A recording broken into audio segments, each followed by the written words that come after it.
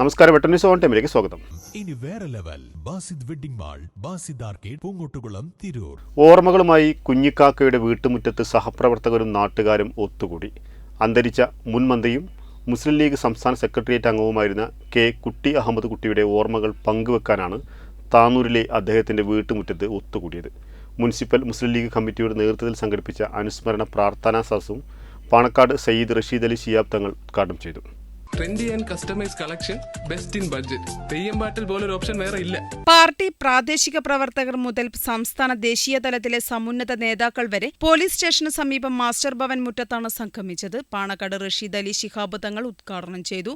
C Muhammad Ashraf അധ്യക്ഷത വഹിച്ചു. M P Abdussamad Samadani, M P, KPCC vice president VT Balram, MLA-മാരായ P അബ്ദുൽ ഹമീദ്, N ഷംസുദ്ദീൻ, കുറുക്കോളി മൊയ്തീൻ, ലീഗ് സംസ്ഥാന vice president Abdurahman Randathani, Saleem Karuvambalam, K Salam, CP Saidalavi, KN Muthukoya Thangal, Vadakkepalli ഇമാം Irshad Ali Wafi, youth League ജില്ലാ പ്രസിഡന്റ് ഷെരീഫ് കുറ്റൂർ, MSF സംസ്ഥാന president VK Navas, C Sadakathulla, Abdul Latheef തുടങ്ങിയവർ പ്രസംഗിച്ചു.